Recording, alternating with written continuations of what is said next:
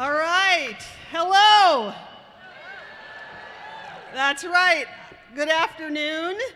I am Deborah Leibowitz. I am the Provost, Chief Academic Officer at Quinnipiac University, and let's hear it for our grads.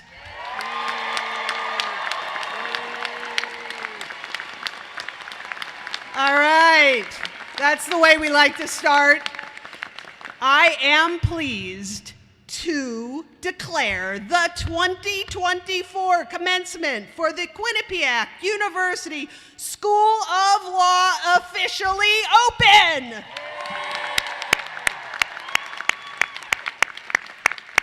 All right, please stand for the national anthem performed by Cameron Chaplin, class of 2024.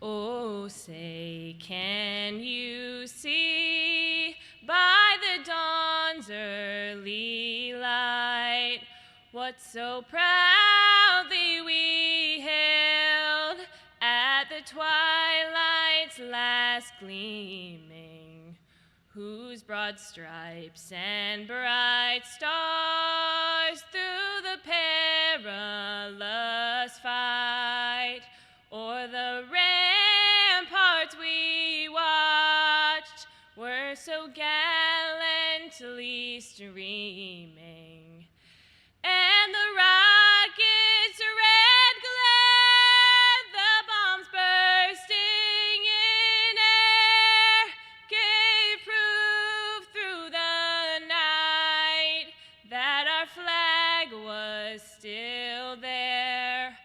Oh, say does that star-spangled banner yet wave o'er the land of the free and the home of the brave?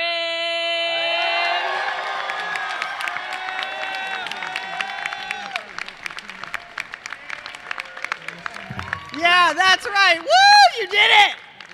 That was great. Right, the rest is easy from here on out. All right, please be seated. Please be seated. I'd like to take a moment to recognize our members of the platform party, which consists of our speaker, whom you will meet in a moment, university administrators, members of the Board of Trustees, alumni board, and alumni board members. It is now my honor to introduce, to speak at her, as Dean at her final graduation, Jennifer Brown, Dean of the Law School.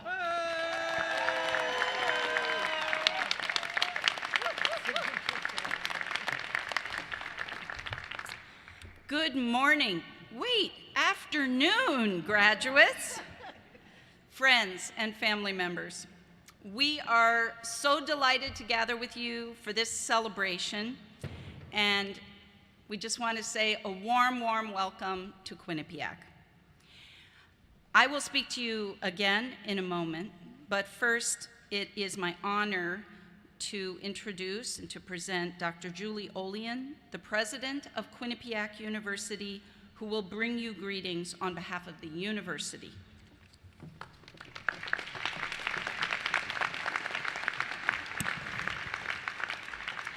Good afternoon, everybody. Good afternoon. Welcome. Congratulations. We're so happy to see families and friends who are joining you on this amazing milestone in your lives. Today, we are here to celebrate you, our spectacular graduates of Quinnipiac School of Law. Today, we celebrate all that you've done, achievements you've had, and the people you have become over the course of your time here at QU. First, I'm going to welcome back to our campus our esteemed guest and speaker, the Honorable Arunan Arulampalam. He is the 68th Mayor of Hartford, the former Deputy Commissioner of the Connecticut Department of Consumer Protection, and, the best part, a 2014 graduate of the Quinnipiac Law School. Mr. Mayor. Mr. Mayor, we look forward to hearing from you all that you've accomplished since and because of QU Law. Now, for a tradition here at Quinnipiac, I want to ask our graduates to stand and turn to the audience to recognize your loved ones, your partners, spouses, moms, dads, siblings, grandparents, aunts, uncles, friends. They are the loved ones who have been here for you time and again. before every challenge and after every success. So, grads, let's give these amazing people your heartfelt thank you. Yay!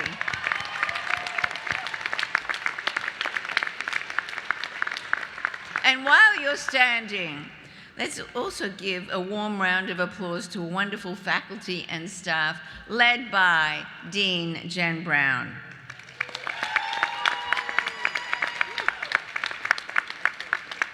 You may be seated, and I'm going to digress for just 1 minute to recognize and thank Dean Brown, beloved Dean Brown, who is stepping down from her role after a remarkable 10 years of leadership. Under Dean Brown's leadership, we saw lots of impressive changes in the law school. The law school moved from Mount Carmel to North Haven. There was a significant increase in the number of faculty, new concentrations added to the curriculum by faculty and staff, a greater focus on humanistic pursuits, equity and wellness. I mean, she's been a champion from early on of LGBTQ plus rights and has promoted it in the law school as well as in her personal life. And I will say personally, the university and I will be forever in Dean Brown's debt for agreeing to serve as interim provost for that fateful year right at the beginning of COVID. She picked it from 2019 to 2020. Now, fortunately, Dean Brown will be returning to the faculty after a well-earned sabbatical. Jen, we all thank you from the bottom of our hearts for your leadership, your service, your friendship, your brilliance. Please join in a warm round of applause in appreciation for Dean Jen Brown.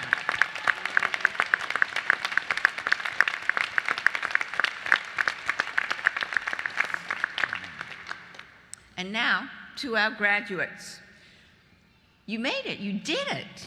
This has been quite a journey, one marked by pride and joy, but also by a few twists and turns along the way. I congratulate you, I thank you for adapting and adjusting with grace and generosity to, yes, that thing called a pandemic. You weathered that period with strength and resilience. You supported each other, you emerged stronger, and here you are, finishing on a high with a brilliant future ahead. When I look at you, this class of 2024, I see the trailblazers of tomorrow who are prepared to embrace accelerated change and to do more than just embrace it. You will lead it.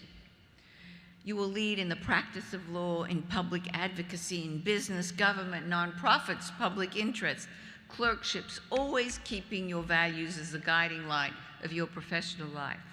You'll carry with you the life experiences of the last few years that have shaped you into the person you are today.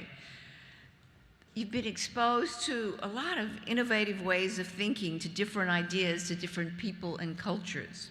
And that person you've become, who appreciates, hears across, and seeks to bridge those differences, you are the people that the world needs today more than ever. Learning to listen and to understand people with a variety of perspectives and lived experiences, including those whose views and lifestyles diverge from your own, inspired our critical conversation series across differences, which we held over the last couple of years, and I hope you were able to join some of those conversations. We say in our mission statement that our aspiration for our graduates is that they leave us as enlightened global citizens equipped for careers of the future. We really hope, fervently hope, that over the last few years, every person you interacted with, every teacher, every peer, every legal professional, every judge, counselor, public servant, QU alumnus, prepared you for the inevitable accelerating changes in the practice of law, and also for the capacity to be an enlightened, respectful, and curious and humble listener. Those are values that have never been more important for the life you're about to embark on, for your professional and civic pursuits, for the connected communities we seek to build, to live in which to raise our families. I hope and believe that Quinnipiac has helped you become that enlightened global citizen prepared for a career of the future that will be fulfilling personally, that'll enable you to thrive personally, but also that you are going to be a civically engaged leader because of those values. Everything I see in you tells me that what happened while you were here at Quinnipiac will make that happen. You made friends that will be your support team for the rest of your life. Plus, you have 70,000 fellow QU alumni who can help you along your journey. Don't ever forget that. They are here as your cocoon. We are here for you, and we are also your home away from home. We would love to see you visit us often, stay connected to dear friends, to your faculty and staff who've joined you in this journey at Quinnipiac, this journey of growth over the last few years. All of us at QU look forward to following your adventure. We're going to ride your coattails anytime you're successful. We're going to claim you as our own. We're going to beam with pride as we cheer you along the way. So, you are ready for life, for the law. You are future ready. Congratulations to the Bobcat class of 2024.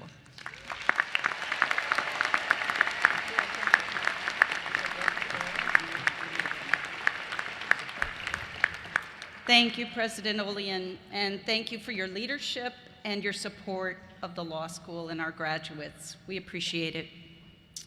Well, class of 2024, you are my final group of graduates I have the honor to address as your dean. And this is very meaningful to me, but I am going to spare you my memories and reflections from the last 3 or 4 or, heaven forbid, 11 years, because you're going to hear more of that from Professor Gillis or from Matt Ventricelli, people you actually selected to speak to you today.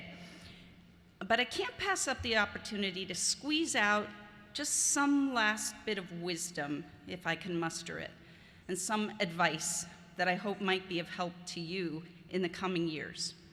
So my advice is twofold. First, in a world that is out of control, focus on what you can control. And spoiler alert, it's just yourself. It's you, your own response to the world. Second, in a broken world, focus on what you can stretch to touch and try to impact that even a little bit in a positive way. So, about this lack of control, we feel it, don't we? We look around at the world into which you are graduating, a world crying for your knowledge, your skill, your problem solving, and your peacemaking. And the need can be overwhelming.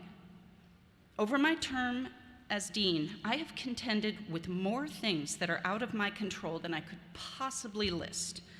But for starters, a global pandemic, domestic and international political upheaval, students' troubles and tragedies that are absolutely heartbreaking, sassy and uncooperative faculty.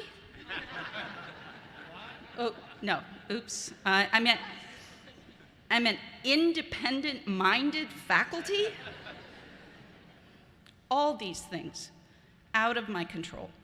And so often, I see outcomes that I fervently desire, that we put time and effort and heart and soul into securing, whether it's a new and innovative program, a new hire, a rise in the rankings, or a big donation. And sometimes these outcomes don't come through as we had hoped and we had worked to secure. And when you hope and you work and aspire for good, but you can't control things, sometimes you'll be disappointed. And sorry to be a downer on this day of celebration, but it's true. Now, the good news, in my experience, is that when you start to feel overwhelmed with the lack of control that we feel, you can turn to my old friend, Marcus Aurelius, a Stoic philosopher who ruled as Emperor of Rome from 161 to 180 AD.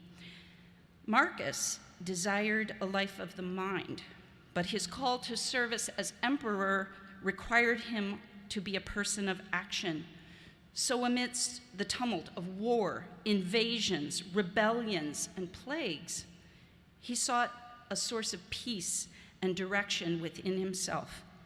And a key piece of wisdom from Marcus Aurelius that I've drawn upon over and over in my time as dean is this: events outside ourselves are often also outside our control, but we can control our own reactions to those events. Marcus encourages us to draw power from our own reason, our ability to think through a problem. He reminds us, you have the power over your own mind, not outside events. Realize this, and you will find strength. So, my first piece of advice is this: yes, our lives can be totally upended quite suddenly by things we do not control. So we have to focus on what we do control, and we are better able to deal with extreme challenges if we're flexible in adapting and resilient in our responses.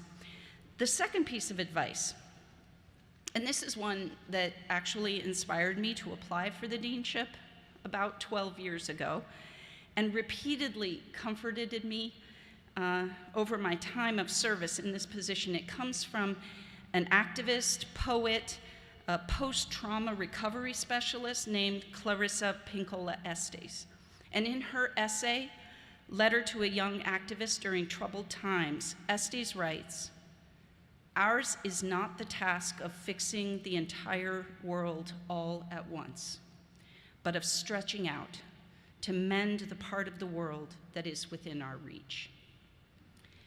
We are not called to fix the entire world all at once, but we are called to stretch out. And that means learning and growing and adding knowledge and skill sets, going beyond what is known and comfortable and safe and easy, opening our eyes, opening our arms. We must stretch out.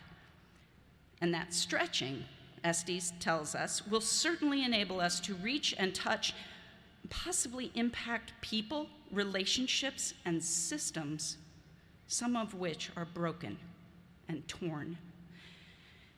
And when we stretch out to touch these broken things within our reach, we are further called to use our knowledge and skills, our empathy, and our love to mend and heal.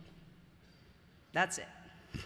We can't control the world around us, but if we focus on the things we can control, we learn that those things are inside us. Our thinking, our emotional regulation, our mindfulness, our patience, our generosity. We can control those things, and we can turn them for good. But we can't stop with ourselves. We also have to stretch to see what is within our reach and use what we have to mend what we touch. The world, our profession, need you. And based upon what I've seen of this group in the last 3 or 4 years, I know you are up to this challenge. Now, I invite you to take out your professional oath. Family, friends, if you came to orientation when our students took the oath of professionalism for students, I promised you that we would meet again and you would hear the students say these words again or something similar. As you will recall, graduates, this is very similar to the oath that you took at the beginning of your legal education. And as you'll see, we've edited it slightly to show that the same commitments you made when you came to law school will continue to guide and animate your work as lawyers. So please rise, graduates, and please raise your right hand and read with me. I am leaving the academic community of Quinnipiac University School of Law and embarking on a professional career. As a law student and future lawyer, I understand that the study and practice of law carry both privileges and responsibilities. I willingly accept the responsibilities that accompany those privileges and the responsibilities that the faculty, the bench, the bar, and the public entrust to me. I promise to do my utmost to adhere to the ideals of the legal profession and to uphold the highest standards of professional honesty and ethical practice during my career. I will remember that my actions reflect not only on me, but upon Quinnipiac University School of Law, my fellow alumni, and the legal profession. To strengthen the legal community, I will conduct myself with dignity and civility, and will treat all of my colleagues with kindness and respect. I will conduct my professional and personal life so as to uphold the values and standards that are expressed in the rules of professional conduct and the traditions of the legal profession. Thank you, graduates. You may be seated.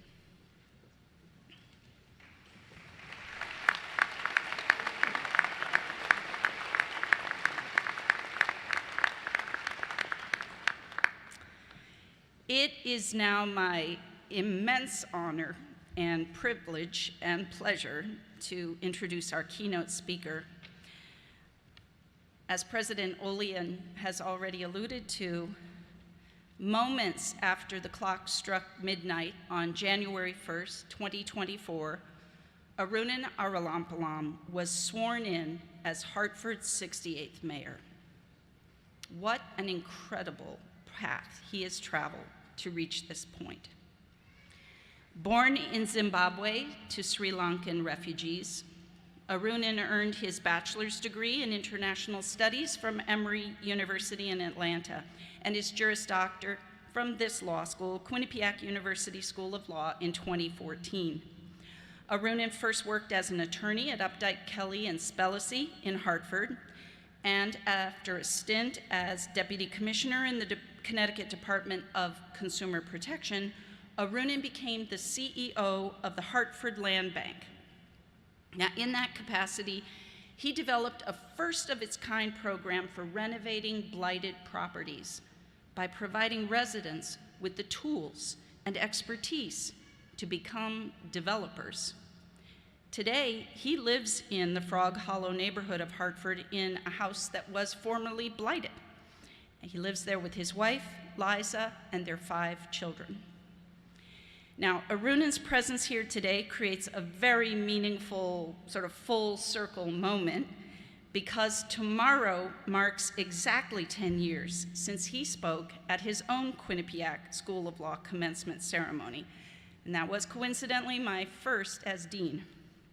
At that time, Arunan was the Student Bar Association president, and he talked about the seeds of greatness in his graduating class.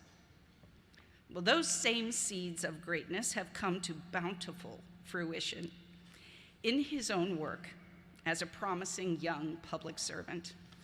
So we are so proud. I can't look at him. We are so proud of the lawyer, the citizen, the public servant you have become, Arunan, and we are grateful for the path that you are forging for others to follow. It is my distinct privilege and honor to introduce our commencement speaker, Mayor Arunan Arulampalam.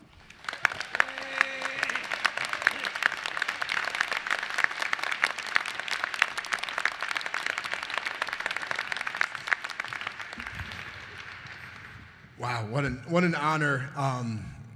You guys have such an incredible school and such an incredible faculty.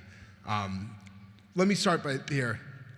Congratulations to the class of 2024 for all of your hard work and for everything that you will continue to do in the future. This is a really, really special commencement. This is a really special moment for me because I remember sitting in each of your seats. I remember sitting in those seats. I'll tell you, the seats up here are a lot more comfortable. But what I remember is, I kind of vaguely remember this arena. I vaguely remember the things that were said that day. Our commencement speaker was Senator Dick Blumenthal. We got a senator. You guys just got a mayor. I'm sorry. More than anything, I remember the people around me. And I still, every day, remember so many of the people around me. I remember my classmates. I still talk to a lot of my classmates. In fact, my chief of staff in the mayor's office, who I think is the best chief of staff in the state of Connecticut, was somebody who I was in the same first year legal section with, James Wolfe. I still talk to my study group. Just last night, I was at an event in Hartford, and I saw one of our classmates, and he was talking about all of the many ways in which people who graduated with us in our class are impacting the world, and how wonderful it was. Both lawyers, he's a lawyer at a big firm, and recovering lawyers like myself. You guys will see over the next decade and several decades, the people around you will do incredible things and will be there to support you in the moments that you need it, as you do incredible things. I remember the professors here.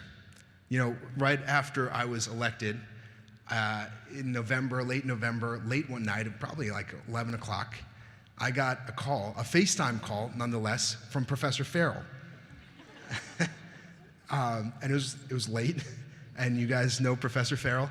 And he said, "Mr. Arlumpalum, do you know that I grew up in the city of Hartford?" I said, "Yes, I do, Professor Farrell." And he goes, do you think I care about Hartford having a good mayor?" And I said, "Well, I think so, because you sent me a campaign contribution."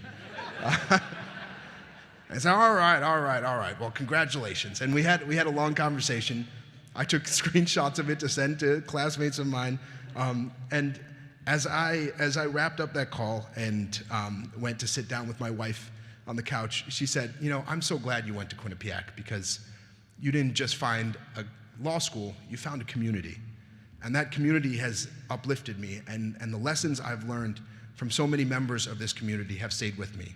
Just a couple weeks ago, I think, we were at a portrait unveiling for Dean Brown, who, as she mentioned, was the dean my third year of law school when I was SBA president, and we met weekly. And she mentioned that I have 5 kids. 3 of those children are adopted, and the very first one who came into our home came when I was a third-year law student. It happened very quickly, over the course of a few days.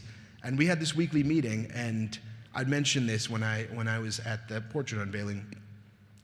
I didn't know what to do about our weekly meeting, because my wife worked during the day, and so I was a stay-at-home dad. And she said, just bring the baby along. And I would every week bring my baby into that meeting, and she talked to me about the challenges she had as a mother, as she was building her professional career. And that example of the first kind of adult in my life, the first person with a place of authority who was able to encourage me to incorporate my children into my life, has stood with me. And to this day at City Hall, every day at 4:15, I'd leave and try to go home unless I have events like this, to be with my kids during their dinner and bedtime. And then, mayors work late into the night, so I go back out after that. But it has given me the space to see the importance of building family into the things we do and the things we accomplish. And so many of you were supported by so many family here and friends. And I remember very well the family and friends in my life. When I started off, my dean was Dean Saxton, who was also my torts law professor. And I remember him pausing class one day to say, if you put off the relationships with the people who give you life, the people who feed into you, if you put it off in law school, you're going to put it off when you're a young lawyer, and you're going to put it off when you're a partner, you're going to put it off until later in life. Don't miss out on those moments. I remember when I graduated, I had family who came in from out of town to support me. My grandmother was there, and she passed away this last year. My mother-in-law was there, and we didn't know at the time, but she was starting to feel the first impacts of ALS that would, within a couple of years, very quickly take her life. You won't remember, I guarantee you, the legal memos and briefs and cases you work on or the deals you work on, but you'll remember the people around you in this room, the people who supported you, the people who stood with you, the people who are beaming with pride for you from the seats. So I just want to take a moment to say thank you to all of those who have supported the graduates here and allowed for this to be possible. I remember my classmates, I remember my professors, I remember those who supported me. But beyond that, I also remember this tinge of anxiety within my soul.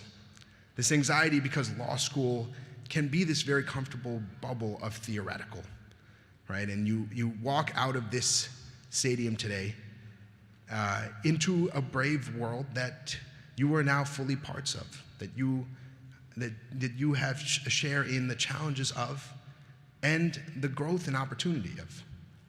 But the problems of the world are problems you can't put off any longer or lay at somebody else's feet. The challenges and opportunities of this world, the things that could be built, the worlds that you dream of, aren't dreams you could put off on somebody else. I think somebody should do something about this. Somebody should get involved in this. That's you. You have a full part in this role, in this world. And that is an exciting thing and sometimes a scary thing. And especially in this world, in this day and time, in 2024, on some level, that's got to be a terrifying thing because there's a lot about our world, about our society right now that is dysfunctional, that causes anxiety, that causes fear. And we have this thing about us as human beings that when we feel fear, our DNA teaches us to retreat back to our tribes, to be with those who are most like us, to fear people who are different, who think different thoughts, who look different, who act different. Our DNA teaches us that it's safest to be with those who are most like us.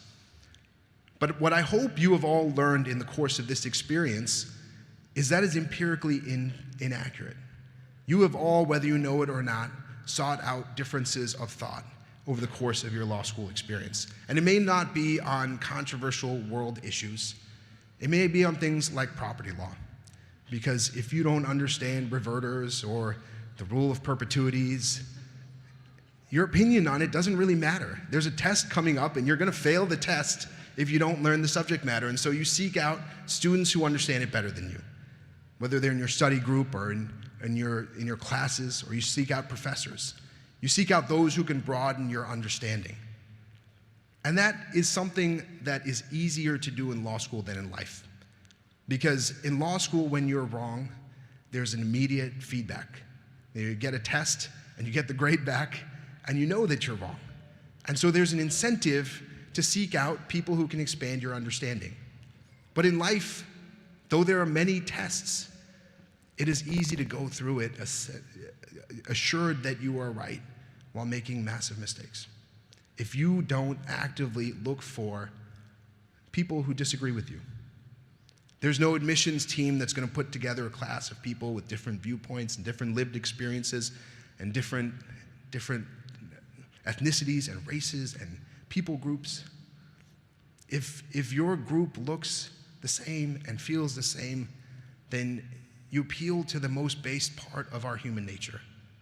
I encourage you to seek out differences. I encourage you to seek out those who disagree with you and to build collaborative relationships with them, bridges with them, and broaden your understanding from a place of humility.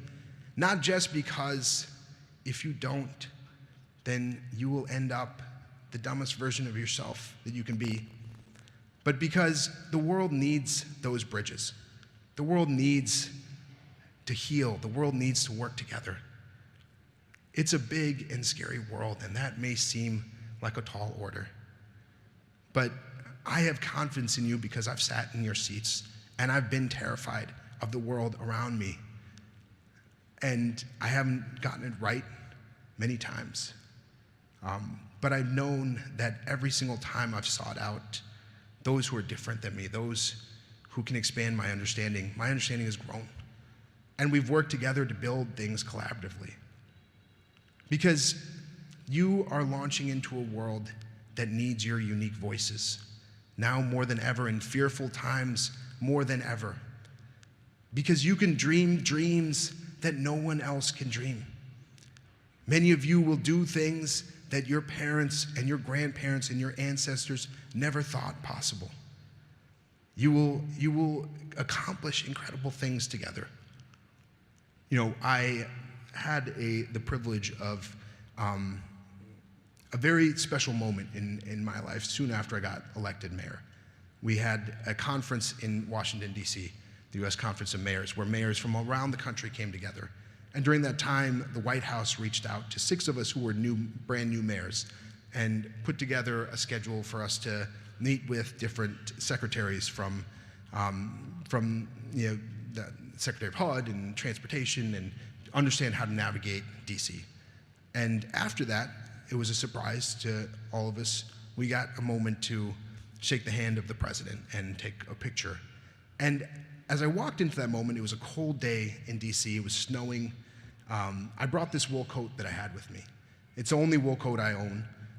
It belonged to my grandfather. When my grandfather left Sri Lanka in the middle of war and moved to England, he bought this wool coat. And when he died in the 90s, my grandmother held on to it. And she gave it to me when I first started my first job. And it's a powerful reminder of the world that my grandfather was born into, the world that my parents were born into, and how unrealistic the world is that I'm living in. And I wore that wool coat and I walked into the White House and I thought, never in a million years would my grandfather imagine that his oldest grandson would be wearing his coat, walking into the White House and shaking the hand of the US president. And I said that to the president when I shook his hand. And he said, hold on a second. And he shook the hand of other far more important mayors than me. And then he called me over and he called my parents on my phone. And he talked to them for a while about his story of immigration. Then he called my kids and he FaceTimed them. He knew where the FaceTime button was on the phone. And he talked to them. And I had this long train ride back because all the flights had gotten canceled. I had this long train ride back home. And I thought about how unique and special it is to be able to live out a reality that your parents could never imagine. Now, you don't have to be mayor to do that or go to the White House to do that. All of you, in some way, will be able to live out a reality that your parents and your grandparents never imagined. We live in these times when we have an opportunity to be our ancestors' wildest dreams, and that may seem scary at first, but you have all of the seeds of greatness that I guess I spoke about 10 years ago. You have all that greatness within you. You will dream dreams of worlds that are yet to be because you have that within you. You have within your DNA resilience and strength and power. And this world needs your dreams because no one else can dream them. The world needs you to dream of worlds in which where you're born or your zip code doesn't determine your access to education or healthcare or food. The world needs you to dream dreams of worlds in which we settle our differences by talking to each other instead of taking up arms. The world needs you to dream dreams in which your hope for the world is instilled in all of those who grow up in our society. The world needs you to dream dreams that are bigger than our reality and bigger than our present. And I know that you are equipped to do that because I've sat in your shoes. I've sat at those seats and dreamed those dreams. And because as I look out, I know based on the school you've gone to and the people you've interacted with, that you have every bit of tool work, every ounce of capacity within you to do that. Congratulations to the class of 2024.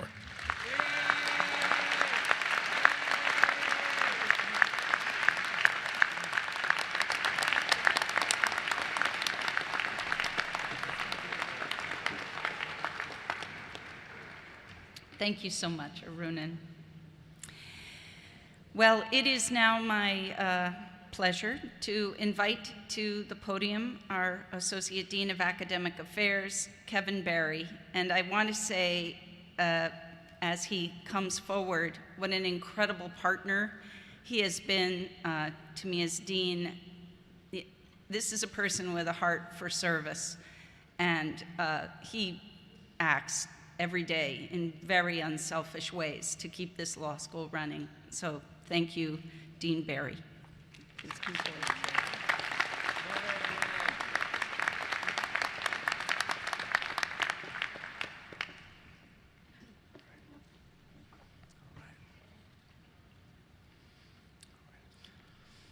Marshals, please direct the candidates for the Juris Doctor degree to the platform.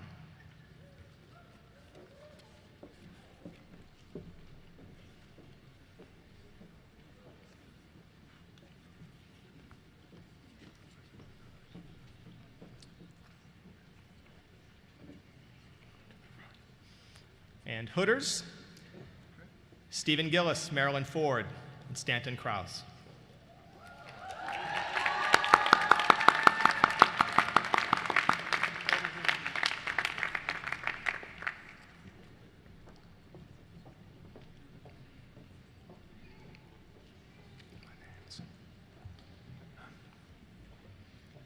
Ready?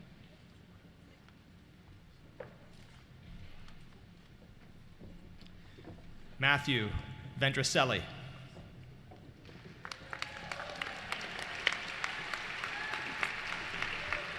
Adriana R. Oresco.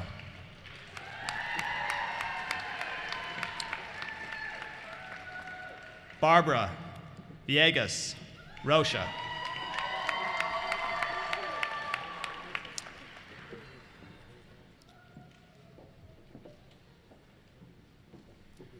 Robert L. Tedeschi.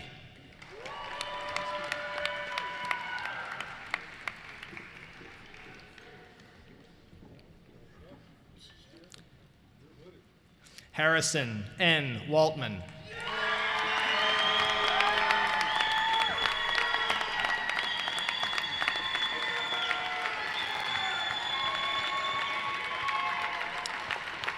Cameron Noel Chaplin.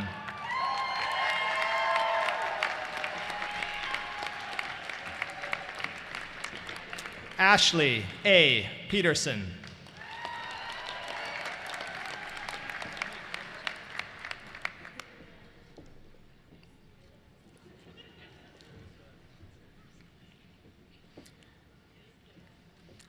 Jennifer Mina Vincenzo.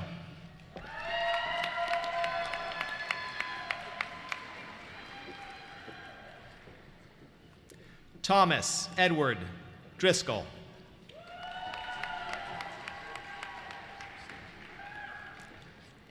Anthony R. Setti.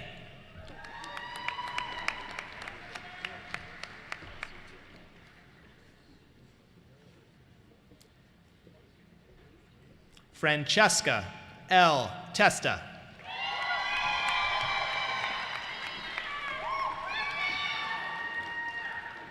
Joshua J. Keegan.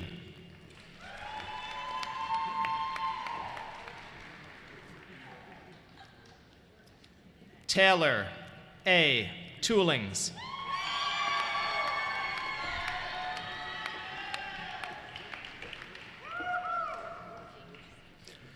Ryan P.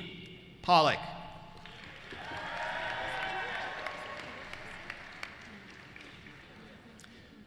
John White.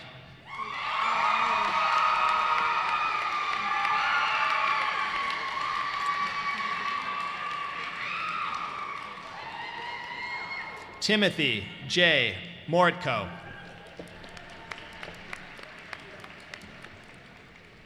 Lena A. Arnold.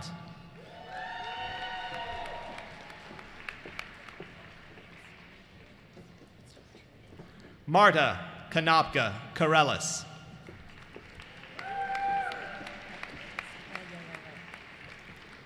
Sarah N. Leone.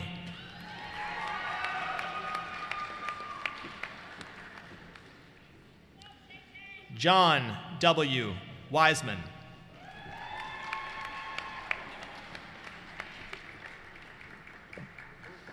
Garrett A. Borden.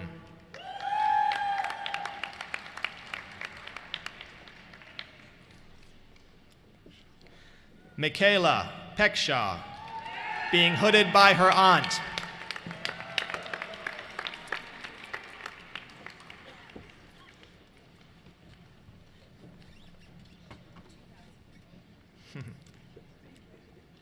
Nicholas A. Verardi.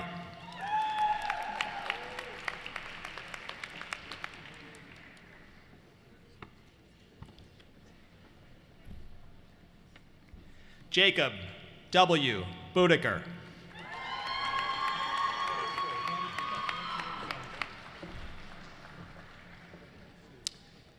Hope K. Marino.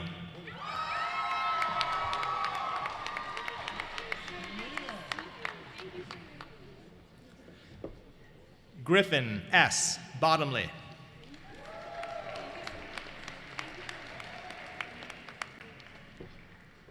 Justin M. Dunn.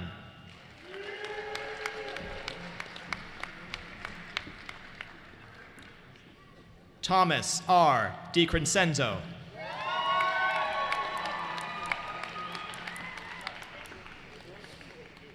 Abigail Teresa Walsh.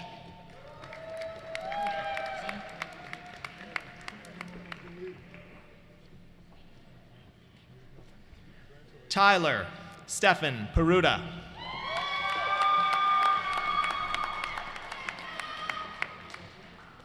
Michelle Margaret Doherty.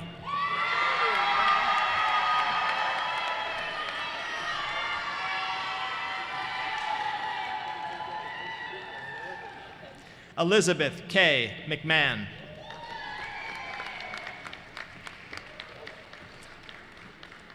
Andrew W. Post.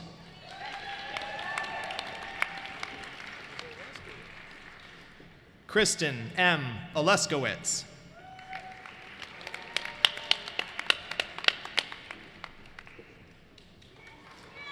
Amanda Joy DiFrancesca.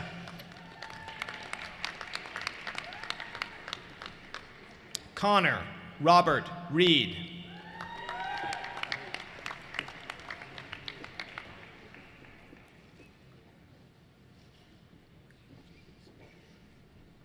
Alexander O. Kozakowski.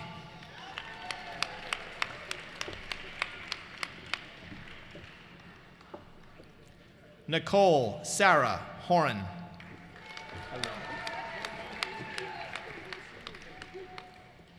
Fontaine R. Chambers.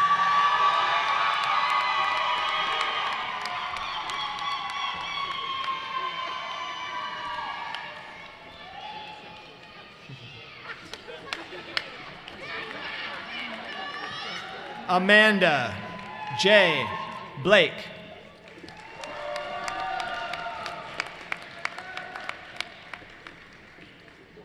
Erica M. Blue.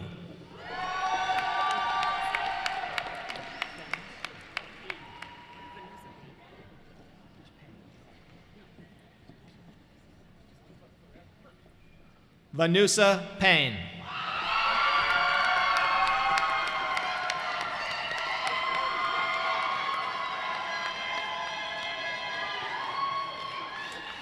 Alexandra S. DeVito.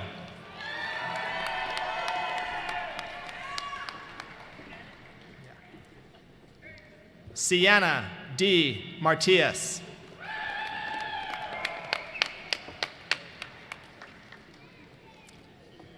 Marjorie A. Richardson.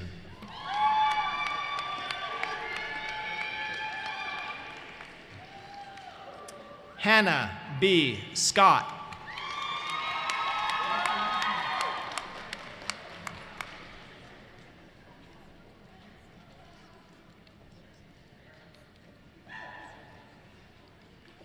Bianca Raquel Torres.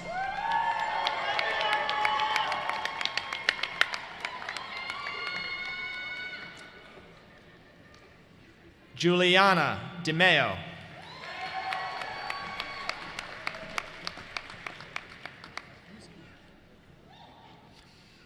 Emily V. Podluski.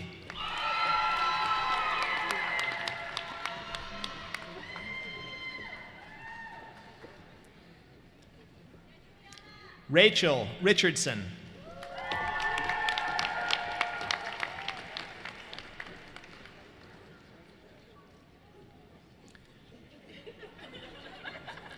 Alexa Paige Saborito.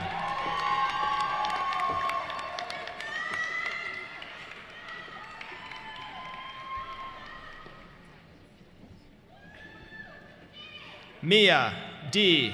Gratakos Atterbury.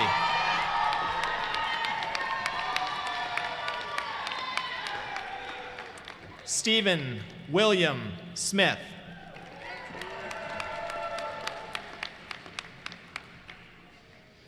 Joel Ennen.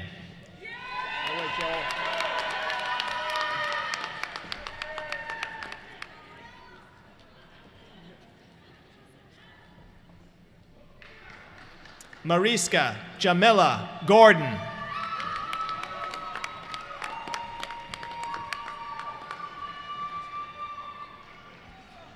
Francesco Pacone.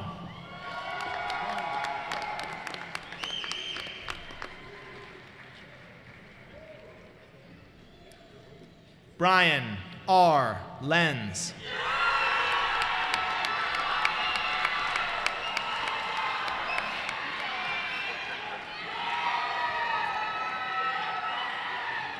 Scott A. Warden.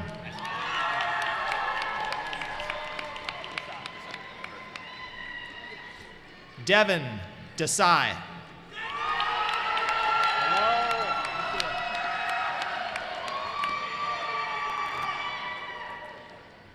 Mark Dagelai.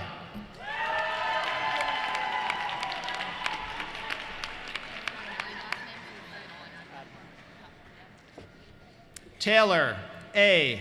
Carol Padmore.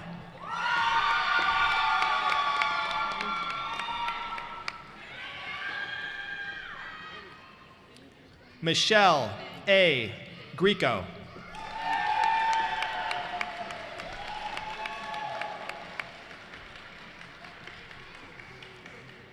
Carolyn Lenosi.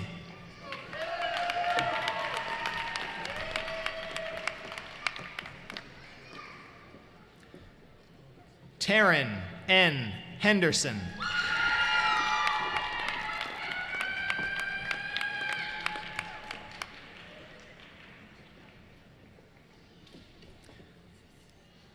Brad Richard Sear.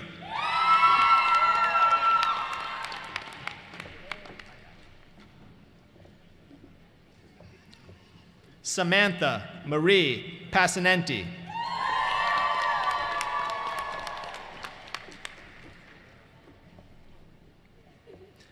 Brianna Ray Della Valle.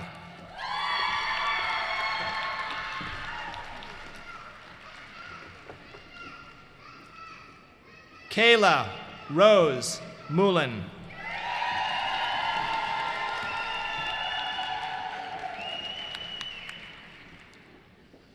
Lily M. DeLeo.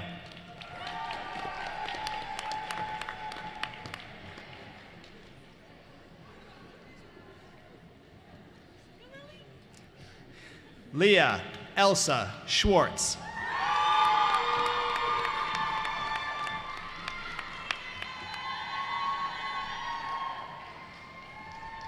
Julianne Sarah Brown.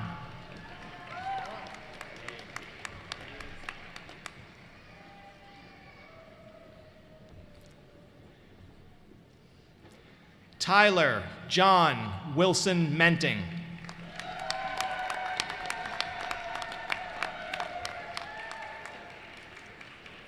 Drake Samuel Marchese.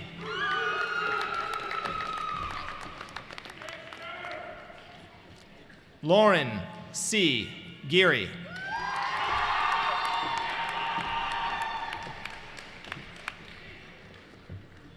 Kylie R. Santos.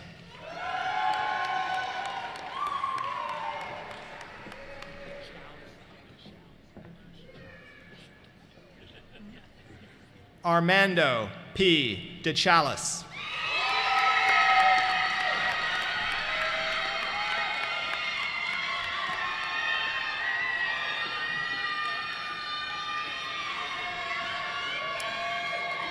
Amy R. Bonin.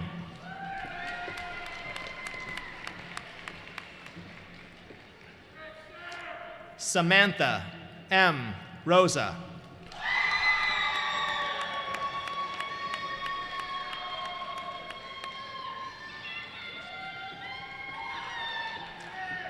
Amina Kalyanchik.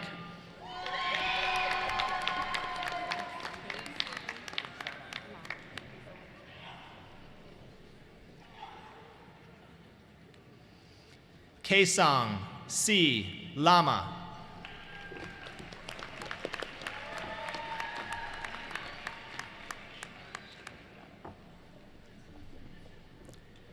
Shania Mersim.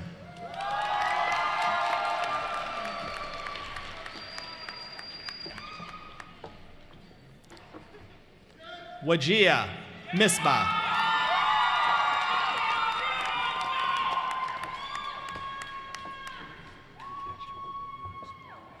Jessica L. Gibri.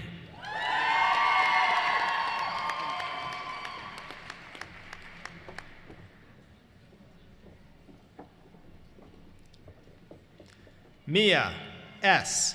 Bonadies.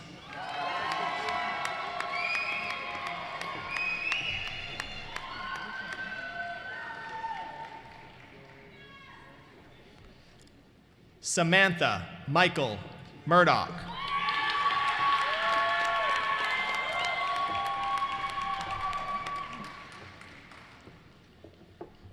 Juliana R. Greco.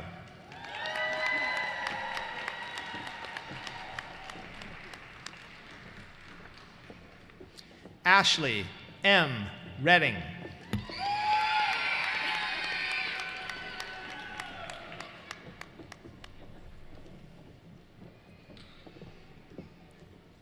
Bridget E. Ertl.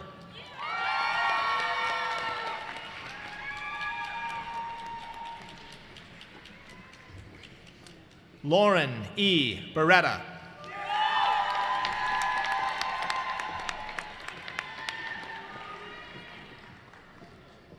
Bridget C. Fisher.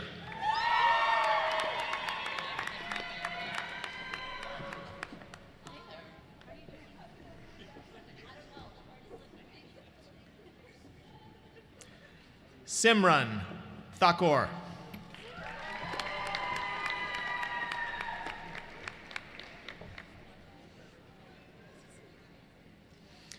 Samantha Morton.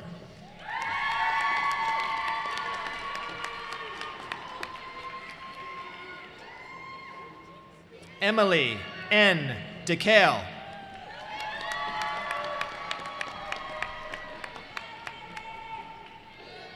Stephanie L. Hamilton.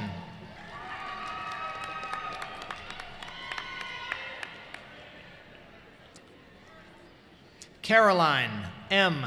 Early.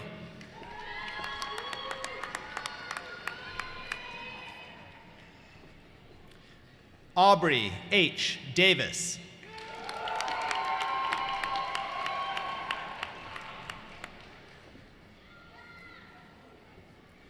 Kathleen A. Quinn.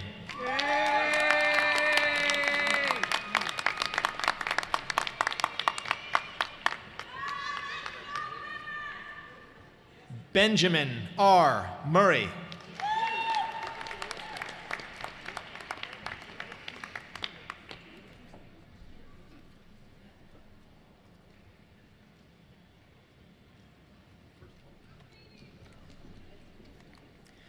Cade Lewis.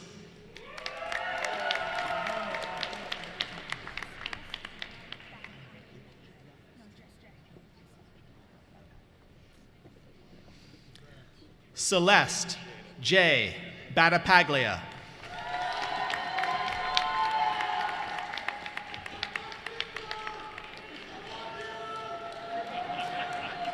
Hunter C.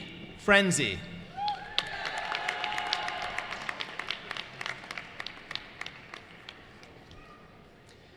Evan W. Foley.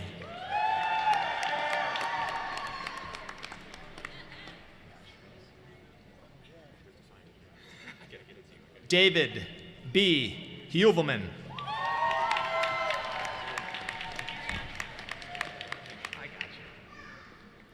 Mariana D. Callender.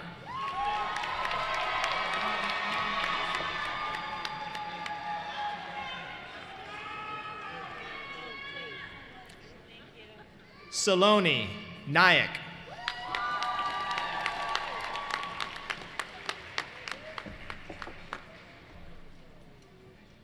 Jessica Kokomazi.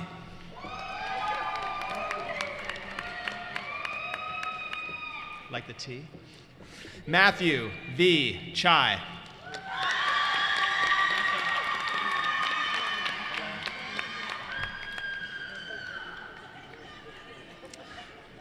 Teresa Pamela Blangiaforti.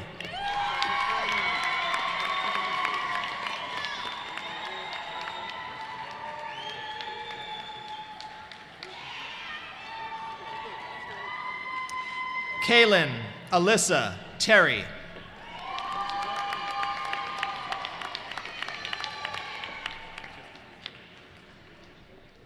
Patrick W. Laser.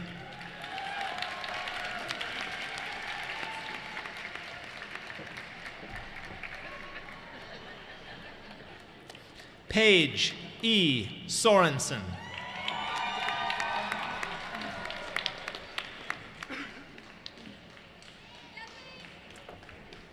Devin T. Cody.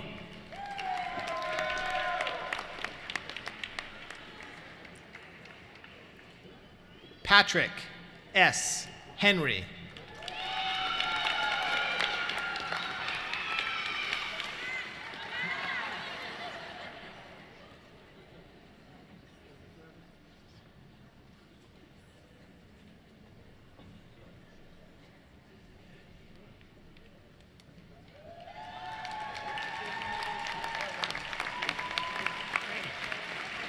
Great.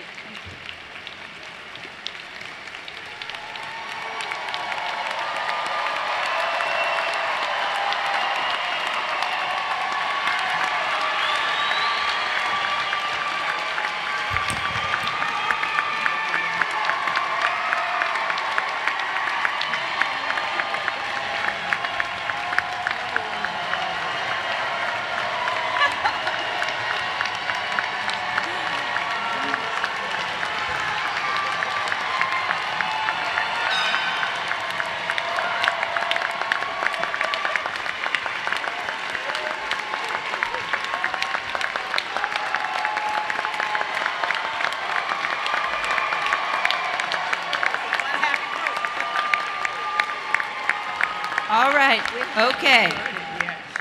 All right, everybody, if you're happy now, wait till you hear what we're about to say. I ask the candidates to rise. Madam President, I have the honor to present from the School of Law candidates for the degree Juris Doctor. Thank you, Dean Brown. By the power vested in me by the Board of Trustees, I hereby confer upon you the degree of Juris Doctor with all of the rights and privileges pertaining thereto. It's official. Congratulations.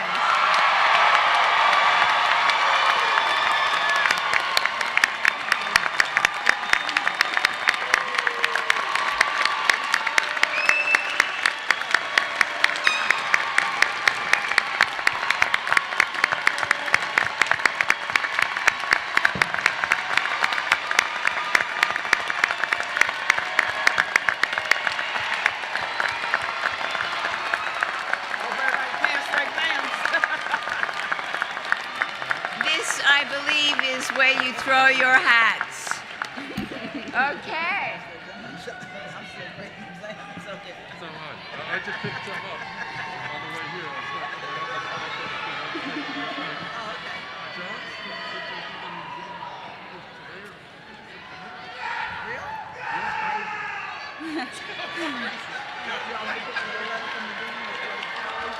But now, we're not done with speeches quite yet, because there's one very important speech we still need to hear. It has been such a pleasure this year for me as dean to meet every few weeks with the president of the Student Bar Association, Matt Ventricelli. And I want the graduates to know he has been a wonderful advocate for you. He's been professional, he's been assertive, he's been problem solving, he's been candid, and I've really felt in Matt a great partner from the student body. I'm very grateful to you, Matt, and it's really now my pleasure to invite you to the podium to speak to your classmates.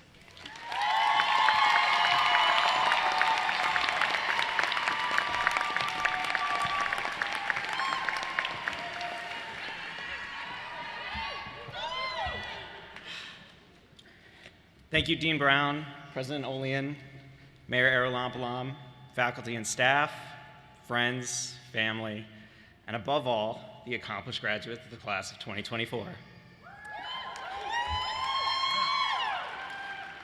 I have had the privilege of being the voice for the student body this year as the president of the Student Bar Association, and I am honored to address you on a night we have all worked tirelessly to reach. I want to start by thanking each and every member of the staff, faculty, and administration who has mentored and supported us throughout our time at Quinnipiac. I especially want to thank Dean Brown and Dean Kuhar, and if their email inboxes could talk, it would probably plead for mercy after 3 years of bombardment from yours truly. They listened to all of my rants, they've entertained all of my crazy ideas, and trust me, there were some doozies, and they strived every day to ensure that we had all of the tools for success. So Dean Brown and Dean Kuhar, I extend my heartfelt gratitude for your patience, accessibility, and for your shared commitment to guiding us and shaping us into the lawyers we are today. And as we stand here on the threshold of our legal careers, I am filled with gratitude for the immense support of our friends and families, some of whom have traveled across the country to be here today. And with family and friends, we sometimes forget to stop and say thank you. But here and now, I want to attempt to put into words, mine and my classmates' appreciation for all you have done for us. Thank you for your unwavering support throughout this journey. Your companionship during late night study sessions, impromptu coffee runs, and countless pep talks has been a vital source of comfort and encouragement. Your sacrifices, financial, emotional, and personal, have been crucial to our success. You've helped us not only survive law school, but thrive. And without you, none of this could have been possible. To my girlfriend, Alice, throughout my time in school, you've been a pillar of support and stability.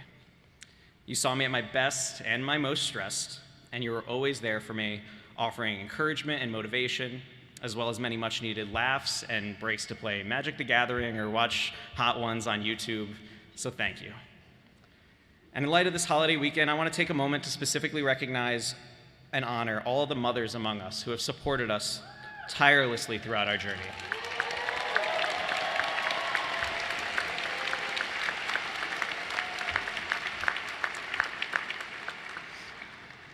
You sacrificed your time and energy, and in some cases your sanity, to ensure our success, and we owe a debt of gratitude that can never fully be repaid. And to the mothers who are graduating with me today, your dedication to your education and your families is nothing short of extraordinary, and your achievements serve as an inspiration to all of us. And to my own mom. Mom, your boundless love, sacrifices, and selfless nature has shaped me into the person I am today.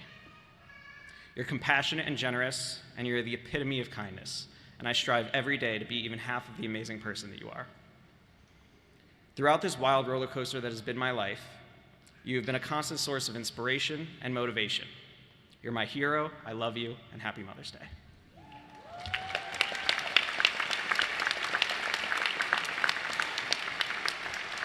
But today, the heroes of the story are all of you, my classmates. Today marks a significant milestone. After what feels like both an eternity and the blink of an eye, we stand here as graduates of the Quinnipiac University School of Law. And it seems like just yesterday, we gathered for orientation, tentative and curious, embarking on a journey that will forever alter the course of our lives. And I recall that August weekend nearly 3 years ago, when I made my first law school friends, Cam and Ashley, and met so many more of you who will forever be a part and a major influence on my life. None of us quite knew what to expect. Some of us leaned on the experiences of family members who walked this path before us. And some of us sought guidance from seasoned practitioners in the field, and all of us watched Legally Blonde. Yet no amount of Elle Woods, Suits, or Law and Order could truly prepare us for what a wild ride these past few years have been. We were faced with many different challenges, from learning to always laugh at the same jokes every week in Professor Farrell's class, to anxiously sweating through cold calls and torts with Professor Krause, or to the countless late nights studying with our friends in the library until the lights turned off on us. Shout out to Barb Robinage. And despite not fully knowing what we were stepping into, we tackled every challenge head on and made it through together. And from the beginning, a common thread emerged in our conversations with each other and our professors. We all suffered from imposter syndrome. Each time we hit a bump, we thought to ourselves, what am I doing? I shouldn't be here if I can't even understand the rules against perpetuities. But I promise you, no one understands the rules against perpetuities. But I suspect that for some, this nagging doubt still lingers. And I stand here before you today to emphatically state that nothing could be further from the truth. Our list of accomplishments as a class is endless. In 3 short years, we've been published in multiple journals and publications. We've excelled in competitions across the country. We've raised nearly $100,000 through the PILP auctions. And we've worked in our clinics, helping real people with real problems, making a tangible, positive impact on their lives. We did not accomplish these feats by accident. Every exam we've passed, every article published, and every argument we've crafted, none of it was accidental. The fact that we're here today might appear to be the culmination of a mere series of coincidences. However, it's important to recognize the multitude of events and decisions that had to align perfectly for us to reach this moment. So as we sit here, think about how a single conversation, spontaneous choice, or an unexpected opportunity might have set each of us on an entirely different path. Take my own story as an example. 5 years ago, I was in Tampa, a place I never planned to live, in a role completely unrelated to the legal field. Law school wasn't even on my radar. But through many twists and turns, different conversations, jobs, and a global pandemic, my path changed and it brought me here. And if it weren't for these seemingly inconsequential happenings, I, like many of you, would not have some of the incredible people in my life that I do now. These moments, both big and small, have been pivotal, even if we never would have expected them to be at the time. Each one steering our lives to this very day, underscoring the profound notion that we are precisely where we are meant to be. I've said it 1,000 times, and I will say it 1,000 times more. Everything happens for a reason. So let's not underestimate the remarkable achievements we've already accomplished as a class. We are not here by accident, and we are not imposters.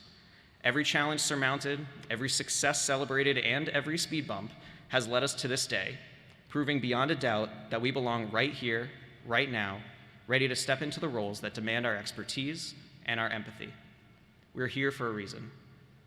Our duty now is to harness this assurance, this conviction that we are meant to be here, and channel it toward creating tangible, positive impacts in the world. As lawyers, as advocates, and as champions of justice, we have the power to shape lives, communities, and our society for the better. We have the education and freedom to decide how we will achieve fulfillment for ourselves, be of service for others, and how we will shape and improve our profession. So, my friends, we have proven to ourselves that we are not imposters. We are the real deal, fully prepared to make a significant impact. And I ask each of you to make a promise today, not just to me, but to yourselves. Promise to seize and appreciate every moment, big and small, recognizing each as an opportunity to shape your future. Promise to move forward with deserved confidence, armed with the knowledge that every triumph, every lesson learned, and every shared experience has perfectly prepared you for that moment. And promise to never forget our rightful place in the world, knowing that everything in our lives has led us to where we are meant to be. Now, it's no longer about preparing ourselves for the world, but asking, is the world prepared for us? Thank you for making this chapter of our lives so perfect, and congratulations to the class of 2024.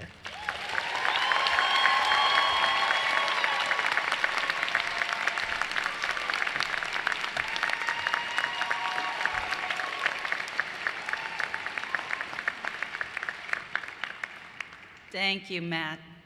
Thanks. Well, our next speaker is very special to the graduates and very special to his fellow professors on the faculty. I'm very honored to introduce Professor of the Year, Stephen Gillis.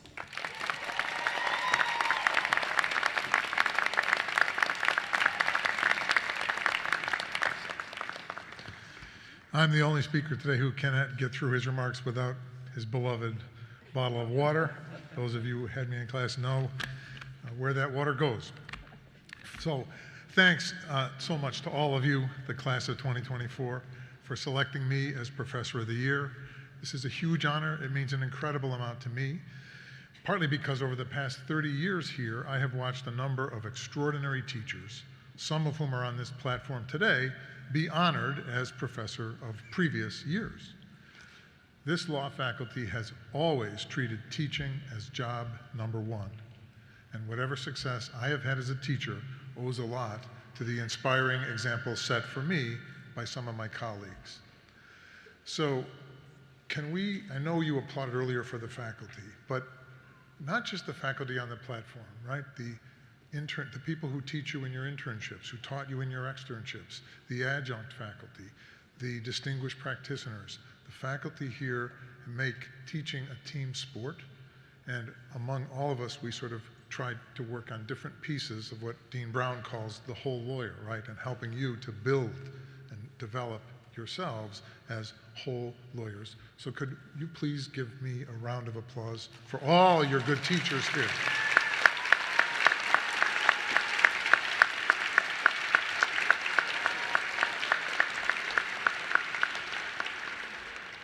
Now I have to make a brief confession, a little bit of imposter syndrome of my own. When I first heard about this award, I was a little surprised because, as you guys know, I have only been teaching half-time for the past 2 years since I have quite a few of you as 1Ls.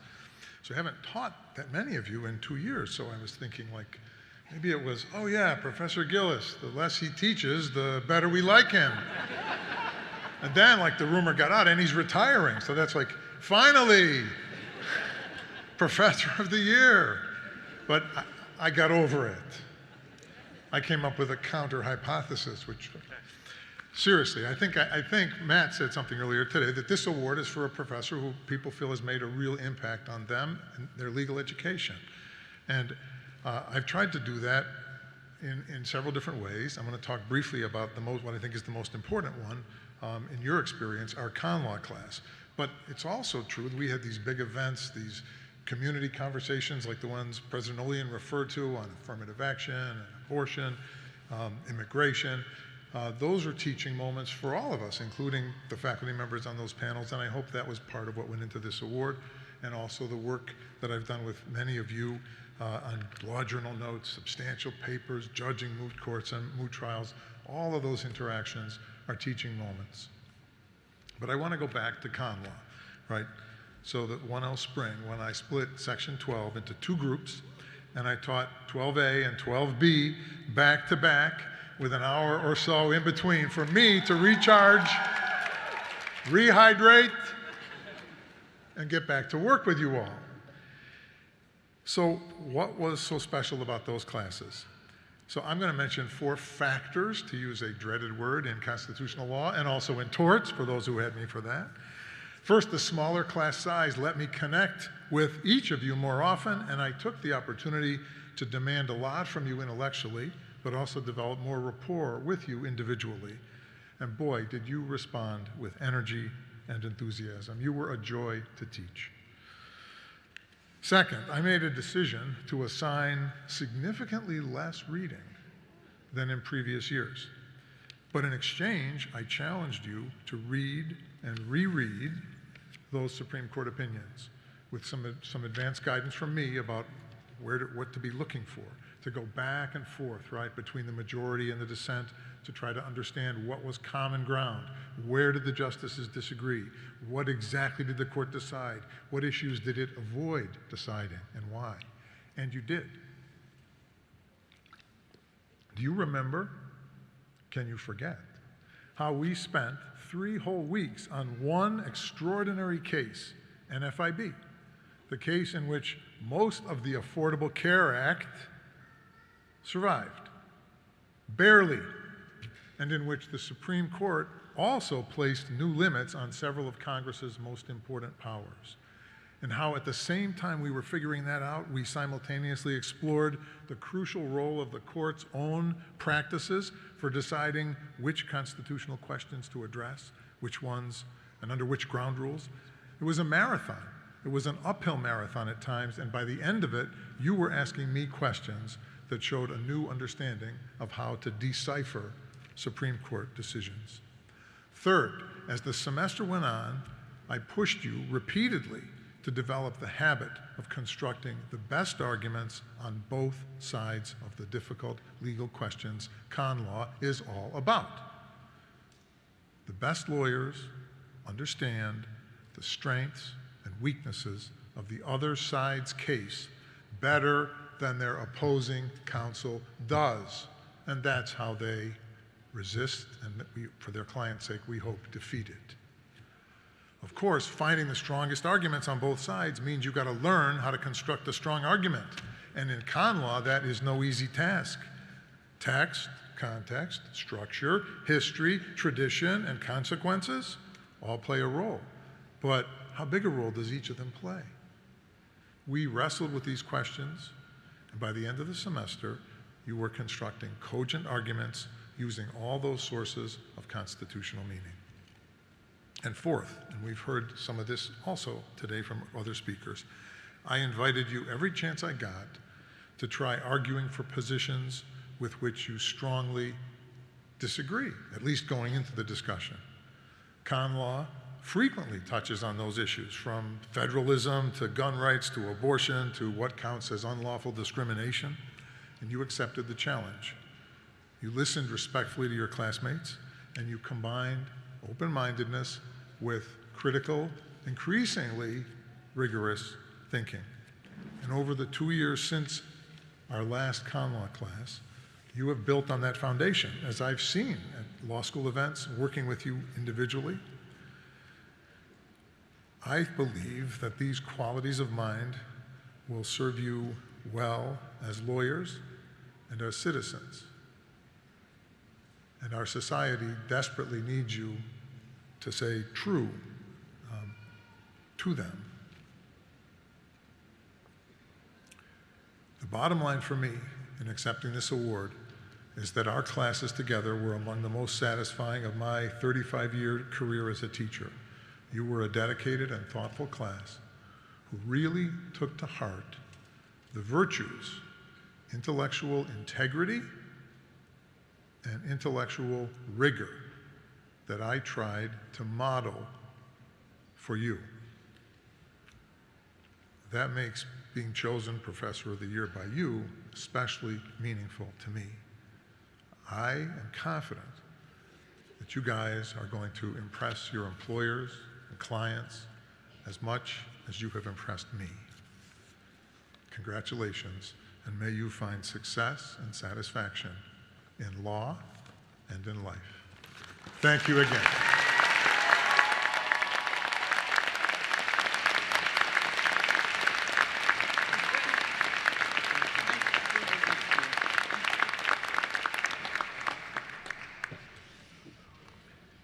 Thank you, Professor Gillis.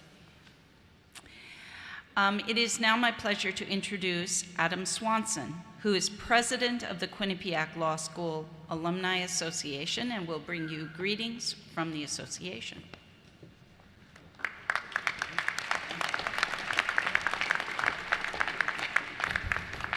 Fear not, I recognize I stand between you and dinner, and this will be quick. It's a real pleasure to be here. I'm a class of our law school 2008. Before I address our new lawyers, I'd like to recognize all the alumni who are here with us tonight. So if you're a law alumni, please stand or raise your hand, even if you're on stage, Mr. Mayor.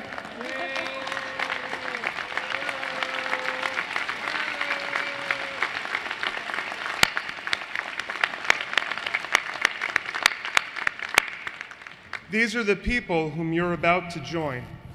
And now I'd ask for our new lawyers, our new attorneys, to please stand. One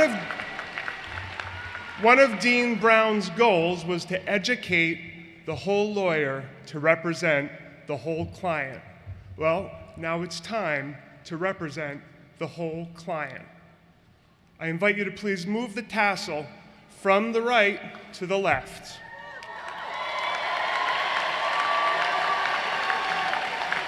This simple transition signifies your joining of a profession, and I want you in your career to remember that.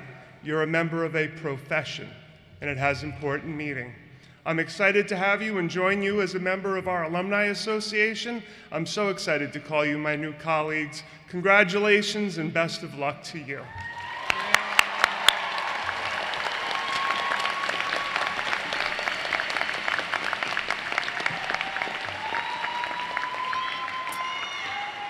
Graduates, you can sit. We're almost ready to go. Just one last set of instructions. So we're about to conclude today's ceremony, and when we do, only our platform party is going to recess out of the arena, and our new graduates are able to meet up with their families here post-ceremony. There is also going to be a reception up in the Rocky Top Student Center. And if you need assistance reaching the Student Center, please exit the arena and proceed to the shuttle golf cart area over on the left. All right, we will provide rides up to the Student Center, and I hope you'll join us there for a reception. On behalf of President Olian and the faculty and staff of the Quinnipiac University School of Law, I again offer congratulations to the class of 2024. Please stand for the recessional.